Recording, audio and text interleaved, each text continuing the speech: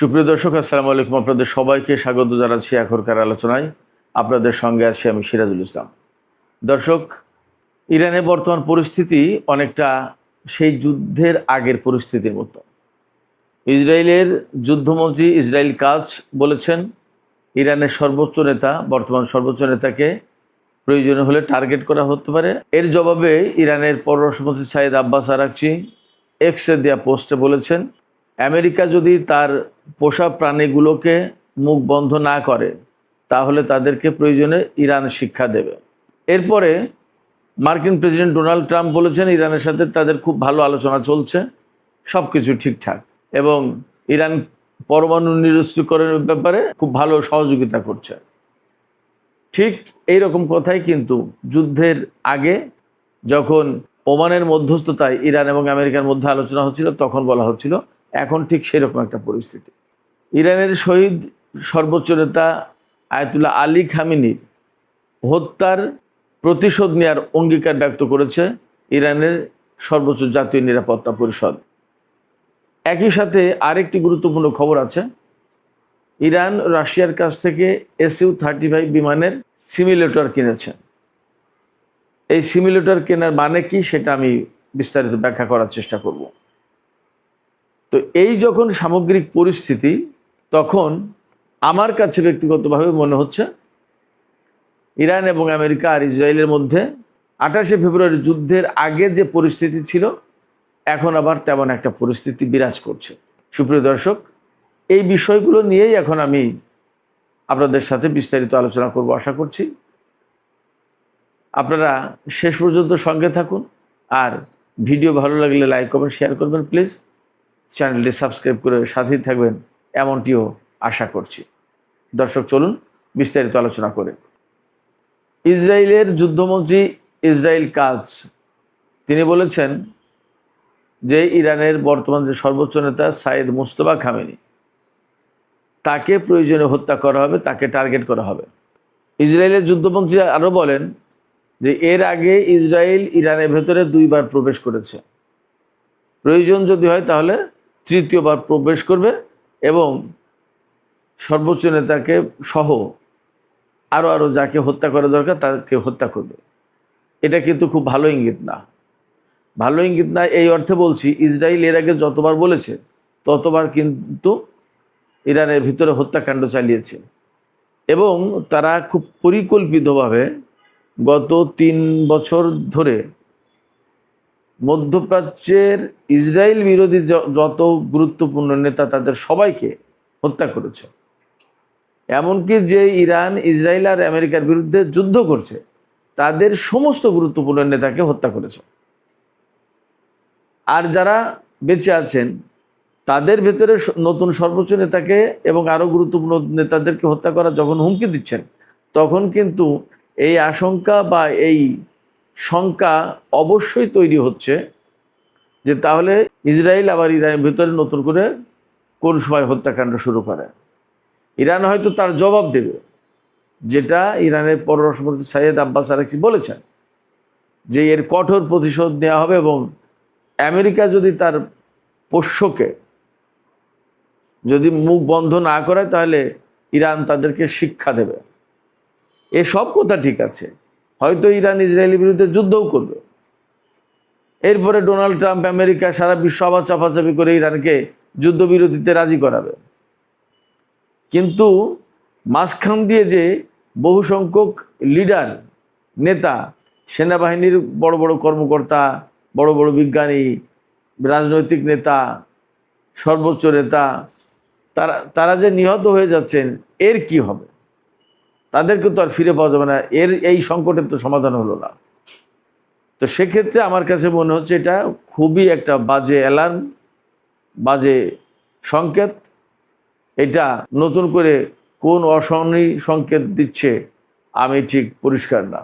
এবার সেই ইরানের সর্বোচ্চ জাতীয় নিরাপত্তা পরিষদ, যেটা সেই পরিষদের সদস্য সচিব এবং সাবেক IRGCর সিনিয়র কমান্ডার জুলকাদ, তিনি বলেছেন যে ইরানের সর্বোচ্চ নেতাকে যারা হত্যা করেছে তাদের বিরুদ্ধে উপযুক্ত সময়ে উপযুক্ত প্রতিশোধ নেওয়া হবে, এই রক্তের বদলা ইরান কখনো ছেড়ে দেবে না, অর্থাৎ এই রক্তের বদলা, এই হত্যার প্রতিশোধ নেবেই নেবে, এটা অঙ্গীকার ইরানের পক্ষ থেকে। কখন তিনি এই কথা বলছেন? এই কথা বলছেন তখন যখন ইরানের শহীদ সর্বোচ্চ নেতার জানাজা অনুষ্ঠান শুরু হতে যাচ্ছে। আগামী 9 তারিখে তাকে চূড়ান্তভাবে নিজ জন্ম শহর যে মাশাদ, সেই মাশাদ শহরে ইমাম রেজার মাজারের পাশে, অর্থাৎ ইমাম রেজা যেখানে শুয়ে আছেন তার কবরের পাশে তাকে দাফন করা হবে। তো এর আগে ইরানের পক্ষ থেকে এই বক্তব্য দেওয়া হলো সর্বোচ্চ জাতীয় নিরাপত্তা পরিষদের পক্ষ থেকে।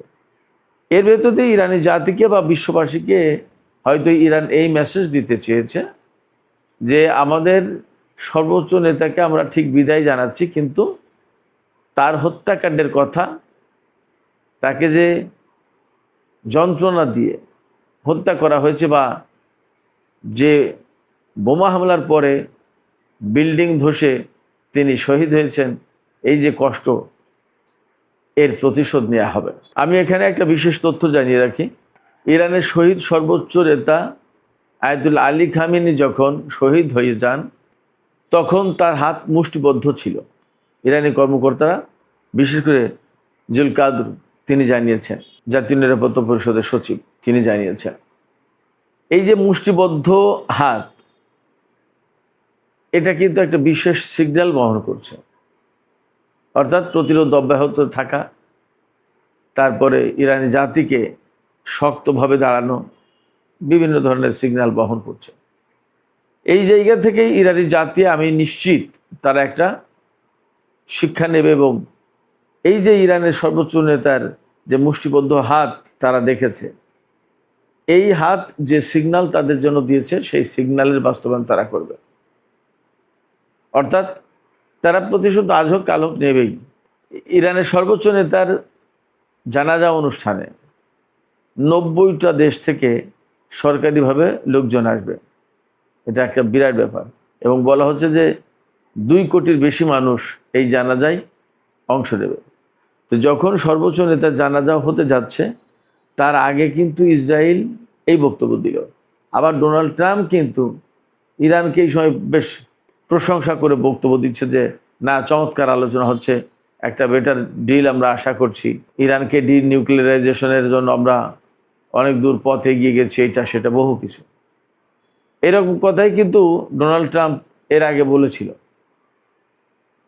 যখন 28শে ফেব্রুয়ারি ইরানের বিরুদ্ধে যুদ্ধ শুরু করে আমেরিকা এবং ইসরায়েল, তার আগে কিন্তু পরমাণু আলোচনা চলছিল এবং সুইজারল্যান্ডে নেক্সট টাইম যে আলোচনাটা বসার কথা ছিল, যেদিন যুদ্ধ শুরু হলো তার সম্ভবত 1 দিন বা 2 দিন পরেই বসার কথা ছিল এবং তাতে ভালো কিছু একটা রেজাল্ট আসবে সবাই বলছিল এরকম। সেই সময় কিন্তু একেবারে হঠাৎ করে ইরানের উপর হামলা চালিয়ে দিল। এই সময় ইসরায়েলের যে যুদ্ধমন্ত্রী হুমকি দিচ্ছেন সর্বোচ্চ নেতাকে হত্যার, তিনি বলছেন যে ইরানের সাথে আলোচনা চলাকালীন যদি প্রয়োজন হয় তাহলে আমরা এই সময় হামলা করব। তার মানে আমেরিকার সাথে ইরানের যে সমঝোতা সই হয়েছে সেটা ইসরায়েল মানবে না। এবং আমার কেন যেন সংশয় হচ্ছে যে এই সময় যে কোনো মুহূর্তে ইসরায়েল আমেরিকা 2 জন মিলেই ইরানের উপর হামলা চালাতে পারে। সুপ্রিয় দর্শক, আজকে বুধবার 1 জুলাই। আজকে দুপুরে যে ভিডিও আমি আপলোড করেছি সেই দুপুরের ভিডিওতে বলা হয়েছে, আমি বলেছি যে ইরানের বিরুদ্ধে স্থল অভিযানের পরিকল্পনা করছে বা নতুন করে হামলা চালানোর পরিকল্পনা করছে আমেরিকা। এবং এই বিষয়ে আমেরিকার যুদ্ধমন্ত্রী পিট হেগসেথ এবং জয়েন্ট চিফস অফ স্টাফের চেয়ারম্যান জেনারেল ড্যান কেইন, তাদের 2 জনের সাথে, অর্থাৎ যুদ্ধ যারা শুরু করবে তাদের 2 জনের সাথে ডোনাল্ড ট্রাম্প মিটিং করেছেন। এবং এই খবর দিচ্ছে খোদ আমেরিকার ওয়াল স্ট্রিট জার্নাল পত্রিকা, এটা আমার আপনার কথা না। ফলে ইসরায়েলের এই যে যুদ্ধমন্ত্রী ডোনাল্ড ট্রাম্পের পজিটিভ আশাবাদ, আবার ওপাশে গোপনে গোপনে যুদ্ধমন্ত্রীর সাথে মিটিং, হামলার হুমকি, সমস্ত সব কিছু মিলে আমার কাছে মনে হচ্ছে এখন এমন একটা অবস্থা বিরাজ করছে যে অবস্থা বিরাজ করছিল 28শে ফেব্রুয়ারির আগে। সেক্ষেত্রে আমরা একটু অপেক্ষা করি আসলে কি হতে যাচ্ছে দেখি। এদিকে ইরান কিন্তু রাশিয়ার কাছ থেকে SU-35 খুব অত্যাধুনিক জঙ্গি বিমান, যুদ্ধ বিমান, এই SU-35-এর ট্রেনিং সিমুলেটর কিনেছে। এই ট্রেনিং সিমুলেটর কেনা মানে হচ্ছে যে ইরান এই যুদ্ধ বিমান হাতে পেতে যাচ্ছে, আর এই ট্রেনিং সিমুলেটর থাকা মানে আসল যুদ্ধ বিমান ছাড়াই ইরানের পাইলট এবং ক্রুরা ভার্চুয়াল পরিবেশে তাদের প্রয়োজনীয় সমস্ত প্রশিক্ষণ কমপ্লিট করতে পারবে। আর SU-35 বিমানের ট্রেনিং সিমুলেটর কেনার মানে আর একটা আছে, সেটা হচ্ছে যে এই বিমান খুব দ্রুতই ইরান হাতে পাবে। তার আগে এই সিমুলেটর দিয়ে তাদের প্রয়োজনীয় সমস্ত প্রশিক্ষণ, পাইলট এবং গ্রাউন্ড ক্রু তাদের সমস্ত সব ধরনের পরীক্ষা এবং প্রস্তুতি কমপ্লিট করে ফেলা হচ্ছে, যাতে বিমানটি অর্থাৎ এই SU-35 যুদ্ধ বিমান আসার সাথে সাথেই ইরানের পাইলট এবং ক্রুরা তা ব্যবহার করতে পারে। আর একটা লক্ষণ আমি আপনাদেরকে বলি, মার্কিন শেয়ার মার্কেটে কিন্তু পতন হয়েছে। আজকে আমেরিকার প্রায় সব শেয়ার মার্কেটে দরপতন ঘটেছে। কেন? ইরান এবং আমেরিকার মধ্যে অ্যাকচুয়ালি কিন্তু এই মুহূর্তে উত্তেজনা বিরাজ করছে। ইরান একদম সুস্পষ্ট করে বলেছে আজকে, কাতার তাদের ভিতরে ছোটোখাটো একটা আলোচনা হচ্ছে, সেখানে মেইনলি ইরানকে যে আটকে থাকা সম্পদ ফেরত দেবে এই সমস্ত ব্যাপারে নানান কথা হচ্ছে। এটা নিয়ে কিন্তু আমেরিকার তাল বাহানা করছে। ইরান এই জায়গায় পরিষ্কার করে বলেছে যে আমাদের বক্তব্য একদম ক্লিয়ার অ্যান্ড লাউড, হরমুজ প্রণালী আমরা নিয়ন্ত্রণ করব এবং জোর করে হলেও হরমুজ প্রণালী থেকে আমরা টোল আদায় করব, ফি আদায় করব। এটা ইরানের বক্তব্য।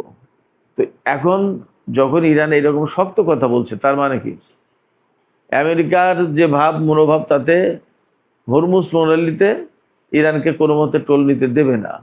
আর ইরান বলছে যদি প্রয়োজন হয় তাহলে আমরা বল প্রয়োগ করে জোর করে হলেও আমরা টোল নেব। তার মানে দাঁড়াচ্ছে যে আমেরিকা এবং ইরানের অবস্থান এই হরমুজ প্রণালী ইস্যুতে একদম সম্পূর্ণ দুই রকম ভিন্ন। তা দুই রকম এবং ভিন্ন যখন হচ্ছে, তখন তাহলে চুক্তি তারা কি বাস্তবায়ন করবে এবং তাদের ভিতরে কি করে চুক্তি হবে? ফাইনালি হবে না। অথচ ইরান কিন্তু দাবি করছে যে 14 দফা সমঝোতা সই হয়েছে, এই 14 দফা সমঝোতা স্মারকে পরিষ্কার করে বলা হয়েছে যে এই 60 দিনের সময়কাল, যেটা এই 60 দিনের ভেতরে ইরান হরমুজ প্রণালীতে কোনো টোল নেবে না বা ফি নেবে না। এরপরে গিয়ে ম্যানেজমেন্টের দায়িত্ব তাদের হাতে থাকবে এবং সেখান থেকে ফি নেবে। অথচ এখন আমেরিকা বলছে ভিন্ন কথা, তার বিপরীত কথা বলছে। এই অবস্থায় একদম পরিষ্কার যে ইরান এবং আমেরিকার মধ্যে হরমুজ ইস্যুতে একেবারে যথেষ্ট পার্থক্য আছে, মতভেদ আছে। এরপরে তো আসল ঘটনা পরমাণু ইস্যু নিয়ে। পরমাণু ইস্যু নিয়ে ডোনাল্ড ট্রাম্প বা আমেরিকা বা ইসরায়েলি লবির চাপে মার্কিন প্রশাসন অবশ্যই বলবে যে পরমাণু কর্মসূচি টোটালি বাদ দিতে হবে, ইউরেনিয়াম যেগুলো আছে সেগুলো দিতে হবে, ইউরেনিয়াম সমৃদ্ধ করতে পারবে না, এটা সেটা বহু কিছু। তো যখন এইগুলো বলবে তখন ইরান এর একটাও মানবে না। এইভাবে যদি তা না মানে তাহলে চুক্তি হবে না। তাহলে কি দাঁড়াবে? তাহলে হয় আমেরিকাকে চুপ থাকতে হবে, না হলে ইরানের বিরুদ্ধে যুদ্ধ করতে হবে। যখনই ইরানের বিরুদ্ধে যুদ্ধ করতে আসবে তখনই ইরান অবশ্যই তার পাল্টা জবাব দেবে। সেক্ষেত্রে এই চুক্তি, এই যে পরিস্থিতি, তাতে যে সমস্ত কথাবার্তা, শেয়ার মার্কেটের পতন, ডোনাল্ড ট্রাম্পের ইতিবাচক ইঙ্গিত, ইসরায়েলের যুদ্ধমন্ত্রীর ইরানের সর্বোচ্চ নেতাকে হত্যার হুমকি, ইরানের পক্ষ থেকে পাল্টা প্রতিশোধের হুমকি, হরমুজ প্রণালীর কন্ট্রোল না ছাড়ার ঘোষণা, সমস্ত সব কিছু মিলে পরিস্থিতি আমার কাছে মনে হচ্ছে অত্যন্ত জটিল, ঘোলাটে। এবং এই ঘোলাটে পরিস্থিতি ধীরে ধীরে আমার কাছে মনে হচ্ছে ইরান, ইসরায়েল এবং আমেরিকার মধ্যে নতুন করে সংঘাতের সৃষ্টি করতে পারে, নতুন করে আমরা আবার যুদ্ধ দেখতে পারি। আসলে এই পরিস্থিতিতে কি হতে যাচ্ছে আমরা নিশ্চিত নই। আমি জাস্ট আমার বিশ্লেষণ, পর্যবেক্ষণ তুলে ধরলাম। পরিস্থিতি যদি এমন হয় আমি যা বললাম, তাতে এমনকি সর্বোচ্চ নেতা জানাজা অনুষ্ঠান ঠিক মতো নাও করতে দিতে পারে তারা। দেখা গেল একটা হামলা চালিয়ে বসলো, তখন কিন্তু ভীষণ রকমের একটা ক্রিটিক্যাল একটা মোমেন্ট তৈরি হয়ে যাবে। তো যাই হোক, দেখা যাক কি হয়, আমরা অপেক্ষা করি। এপাশে কাতার মধ্যস্থতা করার চেষ্টা করছে খুবই, পাকিস্তানও অ্যাক্টিভ আছে। ওপাশে তুরস্ক, ইসরায়েলের যে ভূমিকা, বিশেষ করে ফিলিস্তিনে কিন্তু ইসরায়েল আজকেও গাজায় হামলা চালিয়েছে এবং 3 জন নিহত। সব কিছু মিলে যে পরিস্থিতি, তাতে সুবিধাজনক মনে হচ্ছে না। গাজা পরিস্থিতি বা ফিলিস্তিনি পরিস্থিতিতে এরদোগান বলেছেন যে ইসরায়েল যা করছে তা মধ্যপ্রাচ্যের জন্য খুবই ডিস্টার্বিং, এটা বন্ধ করা দরকার। তুরস্কের প্রেসিডেন্ট রজব তাইয়িপ এরদোগান মোটামুটি একটা হুমকি দিয়েছেন। তার হুমকিকে আবার মানুষ সেইভাবে গ্রহণও করে না, কারণ তিনি বলেন কিন্তু কাজের কাজ তো কিছুই করেন না, যার কারণে সেটা আবার আর একটা ভিন্ন ডাইমেনশন। যাই হোক, ইরান, ইসরায়েল এবং আমেরিকার ভেতরে যে পরিস্থিতি, তাতে আমার কাছে মনে হচ্ছে পরিস্থিতি নাজুক, পরিস্থিতি খারাপের দিকে যাচ্ছে। এখন দেখা যাক পরিস্থিতি কি হয়। সুপ্রিয় দর্শক, এখনকার আলোচনা এখানে শেষ করতে চাই। আলোচনা শেষ করার আগে আপনাদের কাছে জানতে চাই, আপনারা আসলে কি ভাবছেন, আপনাদের মতামত কি? আপনাদের কি মনে হয় যে আসলে পরিস্থিতি খুবই নাজুক এবং যে কোনো মুহূর্তে ইসরায়েল, ইরান এবং আমেরিকার মধ্যে আবার নতুন করে সংঘাত শুরু হতে পারে? অথচ আমরা তো জানি যে এই ধরনের সংঘাত শুরু হলে তেলের দাম বাড়বে, হরমুজ প্রণালী বন্ধ হবে, মধ্যপ্রাচ্যে আমাদের বাংলাদেশের যে সমস্ত মানুষ আছে তারা সবাই নিরাপত্তাহীনতায় ভুগবে, অনেক অনেক সংকট তৈরি হবে। আপনাদের কাছে কি মনে হয় আসলে পরিস্থিতি কোন দিকে যাচ্ছে? আপনাদের মতামত জানিয়ে কমেন্টে লিখতে পারেন। আর ভিডিও ভালো লাগলে লাইক, কমেন্ট, শেয়ার করবেন এবং চ্যানেলটি সাবস্ক্রাইব করে সাথেই থাকবেন। দর্শক, এখনকার আলোচনা এখানে শেষ করতে চাইছি। আপনারা সবাই অনেক অনেক ভালো থাকুন। আল্লাহ হাফেজ।